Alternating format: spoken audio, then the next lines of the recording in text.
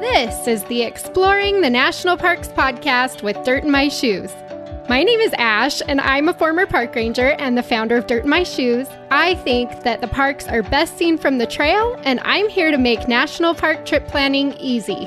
And I'm John. I carry the kids on the trails, I tell stories, and notice all the things that Ash doesn't care about much, like trees. Join us as we show you around America's spectacular national parks. We're sharing our favorite places, fun facts, adventures, and misadventures. And we'll even throw in a little trip planning. Let's start exploring.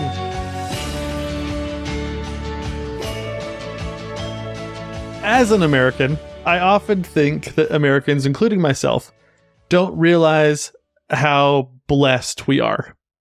I think that many people would use the word lucky, but I'm going to use the word blessed. I just think America is blessed in so many ways. We have very few neighbors close to us in our country. Just one to the north, one to the south, and we have oceans on either side. And I personally can't think of a time in history or a different place that I'd rather live. Because relative to most of the world, and especially compared to most of human history, we live in amazing harmony, one with another, and we enjoy unheard of amounts of wealth, health, peace, and freedom, which is why we really remember it when that harmony and peace and health and wealth and freedom is either interrupted or threatened. December 7th, 1941, a date that President Roosevelt correctly said will live in infamy. The United States of America was suddenly and deliberately attacked by naval and air forces of the Empire of Japan. One of the reasons why December 7th was so jarring, as President Roosevelt points out in his address to the nation, the United States was at peace with Japan and was actually working towards a continued peace. On December 6th, people went to bed just like any other day. On December 7th, people woke up just like any other day. Waking up on Oahu, paradise, basically, was just another pour yourself a bowl of cereal type of morning. At 7:55, everything changed. At 7:55, the first Japanese plane appeared over Pearl Harbor. It was followed by nearly 200 like-minded Japanese planes, all determined to catch an unsuspecting target off guard, destroy as much as possible, and demolish any chance of successful retaliation. As the first planes arrived, their commander, Mitsuo Fuchida, sent a coded message that many of us, if you like movies in the John Wayne era, Tora, Tora, Tora, was his message, which meant that the attack had begun and that they were successful in creating the element of surprise. Within 15 minutes, their bombers and fighters had done staggering amounts of damage to the airfields and all of the aircraft that were there. At 8:10, the USS Arizona exploded. One of the Japanese bombers dropped an almost 1,800-pound bomb that tore through its deck and set off the forward ammunition magazine. In less than 9 minutes, she sank along with 1,177 of her crew. Multiple torpedo planes successfully targeted the USS Oklahoma, and she flipped over, trapping 400 men inside. 2 ships, the USS California, the US West Virginia, sank where they were docked. The USS Utah capsized as well with 50 of its crew. At 8:50, a second wave of Japanese aircraft struck Pearl Harbor. Now that they no longer had the element of surprise, the pieces of the American military that were not destroyed or damaged or killed were able to fight back and present some form of defense. The USS Nevada, which was hit by a torpedo during the first wave, was actually able to get up and moving, but only as the second wave hit. It was then struck with several bombs, and the only way they could keep it from sinking was to turn it towards land and run it aground on the beach. The USS Shaw split in 2, and many other targets were hit as well. By 10 a.m., the last Japanese plane had already headed back to the hidden Japanese fleet. All in all, they had killed 2,400 people and wounded about 1,200 more. They sunk and damaged so many ships, and Pearl Harbor was in ruins. I think that President Roosevelt summed up the American response pretty well in his speech the following day. No matter how long it may take us to overcome this premeditated invasion, the American people in their righteous might will win through to absolute victory. I believe that I interpret the will of the Congress and the people when I assert that we will not only defend ourselves to the uttermost, but will make it very certain that this form of treachery shall never again endanger us. Hostilities exist. There is no blinking at the fact that our people, our territory, and our interests are in grave danger. With confidence in our armed forces, with the unbounding determination of our people, we will gain the inevitable triumph. So help us God. And that's December 7th. Today we wanted to highlight a smaller park, and we chose to start with Pearl Harbor. It's Pearl Harbor National Memorial in Oahu, Hawaii. We've already been talking about some parks in Hawaii, so we thought, why not add this really cool spot in that a lot of people have heard about. You see it in the movies. One of my favorite movies. Honestly, I love Josh Hartnett. Oh, yeah. Not the Ben Affleck? No, not his character? No, I like Josh Hartnett. But it's just a really cool spot that should be on your list of places to stop if you are on Oahu, which is where most people go. Right. It's just a really cool National Park Service site that you can go and see. Did you know that the name you just mentioned is not its original name? I had to look it up because I remember it not being Pearl Harbor National Memorial. Originally, it was the USS Arizona Memorial, and it had there were a few other small pieces and fragments here and there. Eventually, it kind of got put back together as one solid thing, but it was actually known as World War II Valor in the Pacific National Monument, Pearl Harbor.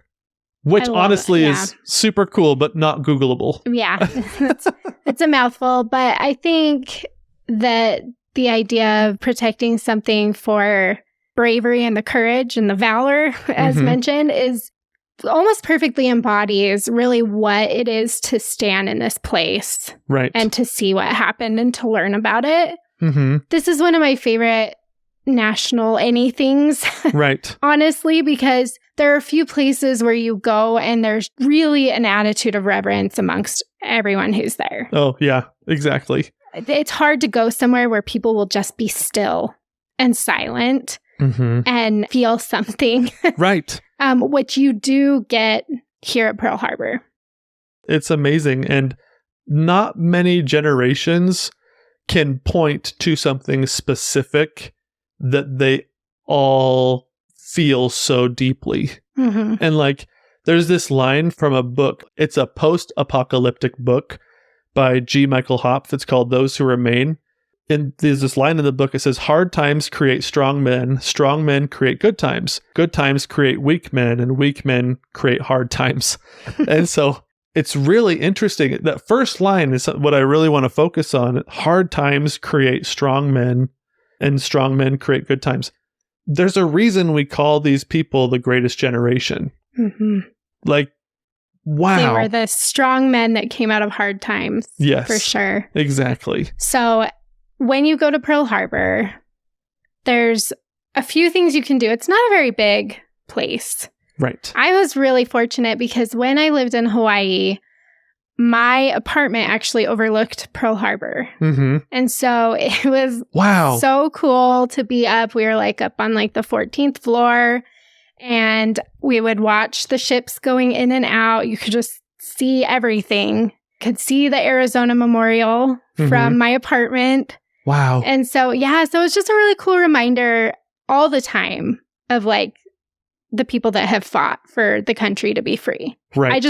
I really love that. So when you go to Pearl Harbor National Memorial, there are some things that you can do without a reservation. You can go. The park has 2 museums. They have a park film, which you definitely should watch. Right. Sometimes you don't need to at the parks, but this is a place where it's dude, you got to watch this so that you know what to feel and what happened while you're here.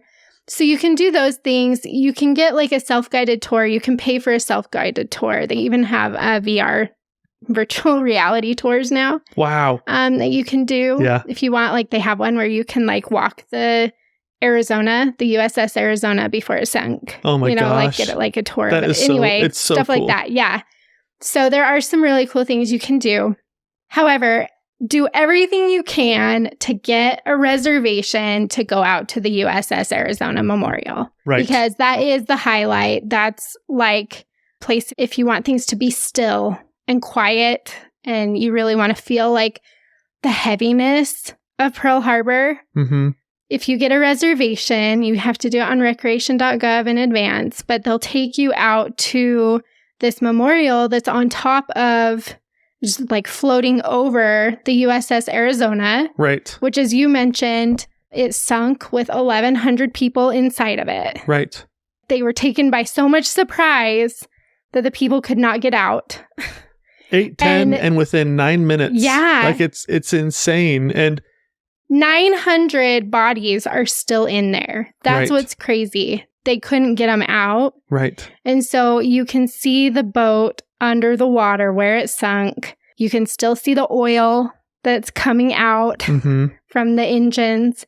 And you're standing above it. And then they have like a big wall of names that has the 1,177 men and women who died in that ship. Right. And so they boat you out there and you stand over it. You look at it. You can see it in the water. You know that there is just a giant grave. It's astounding that so many, like, this was the first part of the whole memorial. Yeah. Basically, when it was first made a thing. So it took them 2 years to really clean up Pearl Harbor to the point where most of the wreckage and all the damaged ships were out and they could use the harbor as they previously had, but they left a few to memorialize the events of December 7th. And the USS Arizona is like the main one. Yeah, that's the ultimate can't miss in my mind. Right. And like I said, you do have to have a reservation. They do sell out. Mm-hmm. You got to go through the whole process like you would at Glacier, Mesa Verde, or anywhere like that makes you have a reservation. Right. But it's 1,000% worth it. That's just the coolest thing. If you can't get a reservation, they do have a standby line. Right. But there's no guarantee. So if you're planning on going to Hawaii, if you're going to Oahu, if you're going to Waikiki or Honolulu, like many people do, this is just a short drive from there. It's really close. Actually, it's just right next to the airport. And so get your reservations and go see the Arizona. And if you can't get your reservation, like I said, there's still stuff you can do. But for me, like I remember the first time I went there, I was probably 12. Mm-hmm. And I still remember how I felt. Right. Just standing over and looking at that ship. Right. It's insane. Like it's something that just you don't forget. Right. There's a few experiences that you can kind of think where it's like I mentioned at the beginning, where sometimes we don't realize how good we have it. And we had the Olympics this last summer. And I think I remember watching, they had a few people on, they were talking about how, sometimes at home, we have about our own country, we're like, America's pretty good. But when you go to the Olympics, you see all the people and it's just like, I've never been more pro-America, at this America! moment. When you watch the swimming, they have the cowbell and everybody's got American flags and, everybody's super excited that, we're from the USA, man. This is great. And then a very powerful experience that you can have at the Olympics, you can have equally a powerful, if not more so, when you go to a place like Pearl Harbor and you're standing or you're floating above the USS Arizona and you realize what it took to protect that for you. And it's a great experience to have with your fellow Americans to go there.